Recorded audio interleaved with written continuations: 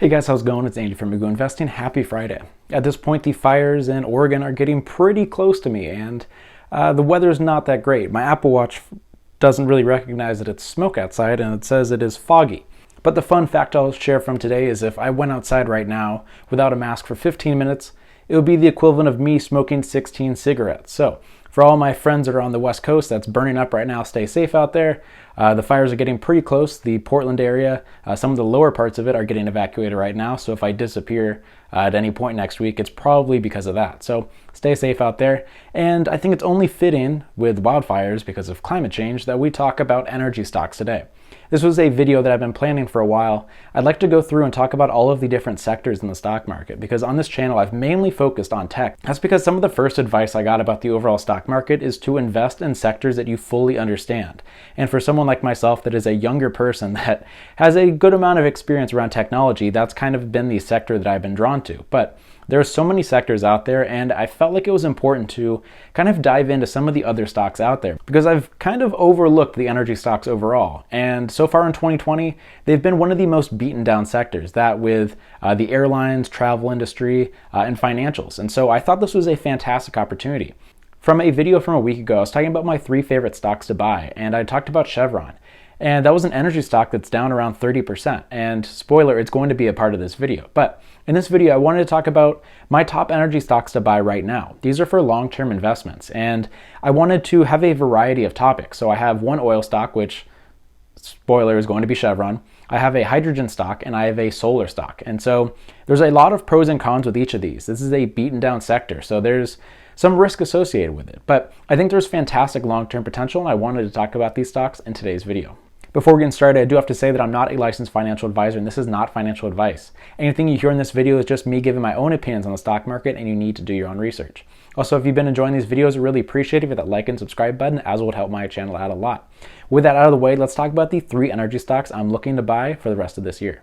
So the first stock on this video is going to be Chevron, ticker symbol CVX. Currently, Chevron is trading for $38 and it's down 35% year to date. So as I mentioned in my last video, I think this is a fantastic opportunity because I think Chevron is the best oil stock out there. I'm sure there's people that would disagree with that, but from the limited research I've done, I think Chevron is great for a couple reasons, and I kind of wanted to highlight those reasons in this video. One of the biggest reasons why I think Chevron is a great opportunity is the fact that it isn't a beaten down industry that's likely going to recover. Chevron has come out and said that they're very optimistic going forward, and we've seen that with a recent deal that they had with Noble Energy, where they had a potential acquisition that hasn't gone through yet in the end of July for around $5 billion in all stock purchase. This is interesting because it's one of the first energy deals to go through since COVID hit. I think this is really interesting because energy has been beaten down significantly. One of my favorite stories from this year is the fact that the oil futures went negative for crude for like 24 hours, and that was just wild. And based off the fact of that and how beaten down oil prices have been, I think it's very interesting that Chevron has been one of the first companies to come out and make a deal. And so going forward, this would boost their presence in the Mediterranean. I know they have a lot of assets in the Israel area, so this could be a great way to diversify their portfolio. And I think it's great to hear that Chevron feels comfortable with where they are to make an acquisition like this. But one of my favorite things about Chevron going forward has to do with their long-term debt. And while their long-term debt has increased by around 21% in the past quarter, it's still relatively low. And most of this debt that they brought on was to increase their liquidity to make sure that they can protect themselves going into the pandemic. And even with that increase in recent long-term debt, their shareholder debt to equity is still at 0.23, which is very low for an energy company that has to expand significantly. In addition, their dividend payout of 6.45% is pretty high. In the past video, I talked about Exxon, which has a dividend payout of around 8%, and how I was kind of worried that that might be a little bit too high.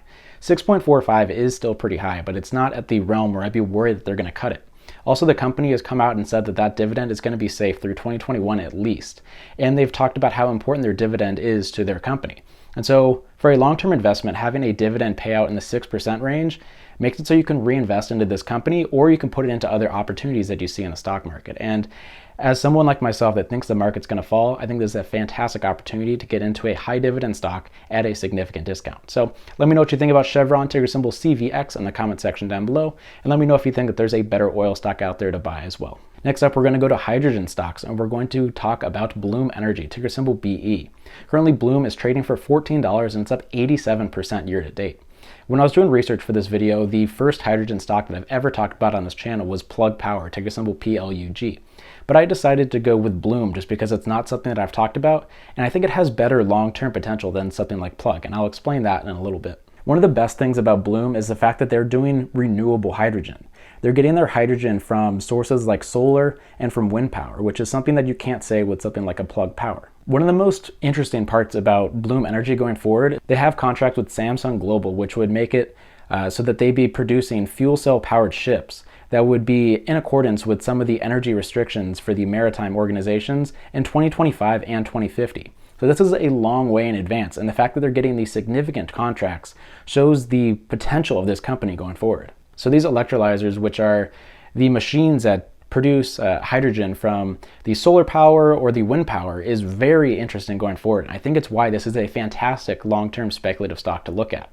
And so the fact that they already have this one major contract, and I'm assuming that going forward, more companies are going to be looking to expand into this market, I think the long-term potential for something like Bloom Energy is amazing. The company has increased their revenue every year since 2016, and their last annual revenue was $785 million. And so going forward, I would expect that to increase as the demand increases with it. And so you could definitely make arguments between Plug Power and Bloom, but I personally like Bloom because while it has not been around as long as something like a Plug Power, they've expanded rapidly and their revenue has increased significantly over the past couple years, while Plug Power has seen some problems even though the company's been around for more than 20 years. And so while I don't fully understand how the technology works, I think the long-term potential of a speculative stock like Bloom is something that could be a great part of a lot of portfolios. It's not something that I would buy, a significant amount of shares and have it be like 50% of my portfolio. But I could buy a full lot right now based off of the cheap price tag of $14 a share and have it in my portfolio for a long time because I think that long-term applications for their technology is really interesting and it should increase over time. And so let me know if you prefer Bloom Energy, ticker symbol BE, or something like a Plug Power, ticker symbol PLUG, in the comment section down below. I definitely see pros and cons to both sides of it, but I think Bloom is my favorite at this point right now, so try to change my mind in the comment section. All right, and the final stock in this video, we're going to be talking about a solar stock with First Solar, ticker symbol FSLR. Currently, the stock is trading for $71 and it's up 27% year to date. So it is doing better than the overall energy sector, but is not doing as well as something like a Bloom Energy. While the demand for solar has increased over the past decade, a lot of these solar companies had problems going profitable. And so First Solar in the past couple quarters, they've had a couple quarters that have been profitable, which is not something you can say about a lot of these other companies. And First Solar was one of the juggernauts in this sector for a long time. And they were very good in the fact that their low cost for their solar panels was very attractive. However, the prices for these solar panels have gone down significantly, which is a good thing and a bad thing. It means that they're no longer the only company that can provide solar panels at a significant discount. So that means that they're not going to be the juggernaut that they used to be, but it means that it is more applicable to a lot of different areas, not just for very wealthy areas. Solar panels have become very affordable for a lot of people.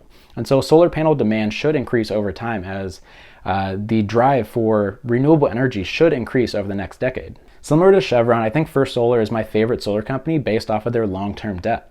So currently their cash on hand is sitting at $1.5 billion, and their long-term debt is only at $0.4 billion, which is very low, giving them a long-term debt to equity of 0.07, which is incredibly low. And so for the long-term potential of a company, seeing a very small long-term debt to equity is very attractive. When the company announced earnings in August, it was very positive overall. They beat expectations and they talked about how the virus wasn't really affecting their books as much as maybe some of the analysts expected. And the price increased significantly after that, and many analysts have increased their price targets since that earnings report. Unlike some of the other solar companies out there that mainly focus on the consumer aspect of it, First Solar focuses mainly on selling to utility companies and to commercial areas. And I think that could be very interesting going forward as we're likely going to be hitting a recession. And it's very possible that some of these homeowners are not looking to invest in solar power during a recession. And so it's very possible that with some of the government subsidies for clean energy, that some of these commercial and utility aspects for something that would be provided by First Solar could increase in the next couple years, while maybe the consumer aspect of it may slide in the next couple years.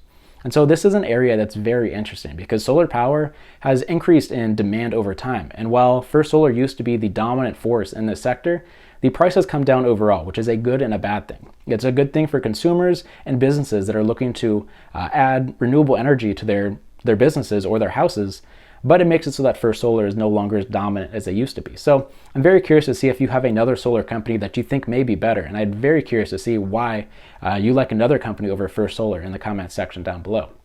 So in this video, I talked about 3 energy stocks that I like overall. We started with Chevron, which is an oil company that is significantly beaten down in 2020. And I think for a long-term position, it could be good. However, I don't think this will be a stock that I'd be looking to buy and hold forever. I think oil is still the king at this point, but going forward, I think renewables are going to be more attractive for a long-term position. So if I was going to buy Chevron right now, I'd be looking to hold it for 5 to 10 years. Then we talked about Bloom Energy, ticker symbol BE, which is the hydrogen fuel cells. Based off of their applications that we've seen with their contracts with stuff like Samsung, I think this is a fantastic speculative stock to add to one of my portfolios. It's not going to be a huge part of it, but I think these speculative stocks have a part in almost any portfolio. This is how you make the big returns. And then finally, we finish up the video with First Solar, ticker symbol FSLR. Solar has been very interesting. As I mentioned, the price used to be one of the strongest parts about First Solar, but now the price has come down overall. But I think their focus on the selling to utility companies and to commercial businesses makes them very attractive going forward. So very curious to see what you guys have to say about these 3 energy stocks, and I'm very excited to talk about more of the sectors when I come back on Monday. Thanks for watching. If you're on the West Coast, stay safe from the fires. If you're in the Midwest, I think stay safe from the floods. 2020 is absolutely crazy, and I will see you guys on Monday.